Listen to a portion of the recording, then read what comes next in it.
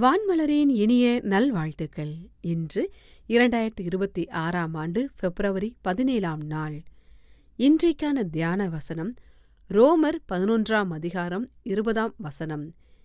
நீ விசுவாசத்தினால் நிற்கிறாய், மேட்டிமை சிந்தையாயிராமல் பயந்திரு. மேட்டிமை கொள்ளாதே.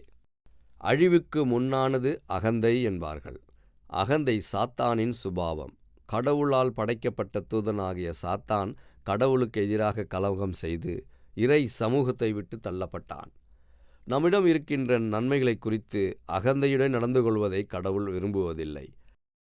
இறை மக்களாகிய இஸ்ரவேலர் இருதயம் கடினப்பட்டவர்களாகவும் கீழ்ப்படியாதவர்களாகவும் கடவுளுக்கு பிரியமற்றும் வாழ்ந்தார்கள். ஆகவே கடவுள் அவர்களை தள்ளிவிட்டு புற இனத்தாராகிய மக்களை தெரிந்து கொண்டார். இதற்கு காரணமாக இருந்தது அவர்களின் அகந்தை. கடவுளின் பிள்ளைகளாகிய நாமும் இஸ்ரவேலரை போன்று கடவுளுக்கு எதிரான பெருமை கொள்ளாமல் தெய்வ பயத்துடன் வாழ வேண்டும். ஏனெனில் கடவுளின் கிருபையை பெற்ற நாமும் மேட்டிமையான இருதயம் கொண்டால் இஸ்ரவேலரை போன்று தள்ளிவிடப்படுகிற நிலைக்கு ஆளாக நேரிடும். ஆகவே விசுவாசத்தில் நிலைத்து நின்று கடவுளுக்கு பயந்து வாழ அழைக்கப்படுகிறோம். ஆண்டவராகிய இயேசு கிறிஸ்துவே நமக்கு முன்மாதிரி ஆவார். பவுல் அடிகளார் கூறும்போது, அவர் கடவுளின் ரூபமாயிருந்தும் நமது மீட்புக்காக தம்மை மனித ரூபமாக சிலுவையில் மரணபரியந்தம் தாழ்த்தினார் என கூறினார். கிறிஸ்து தன்னைத்தான் வெறுமையாக்கினார். இறை மக்களாகிய நாம் அனைவரும் கிறிஸ்துவில் இருந்த சிந்தனையுடன் வாழ வேண்டும்.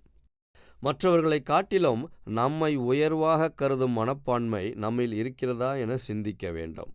கடவுளுக்கு முன்பாக தாழ்மைப்படுவது அவசியம். சக மனிதர்களோடு அன்பாக வாழ்ந்து கடவுளுக்கு பயந்து வாழ கடவுள் விரும்புகிறார். கடவுள் எதிர்பார்க்கும் சாட்சியுள்ள வாழ்வு வாழ கடவுள் அருள் புரிவாராக. நாம் ஜெபிப்போம். இரக்கமுள்ள கடவுளே, தாழ்மை தரித்தவராகிய கிறிஸ்துவின் பண்பை நாங்களும் பெற்று வாழ எங்களுக்கு அருள் புரிந்தருளும்.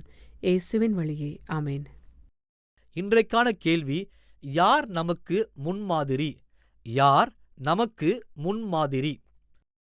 கேள்விக்கான பதிலை கீழ்க்கண்ட எண்ணுக்கு SMS அல்லது வாட்ஸ்அப்பில் அனுப்பவும். 9841809796.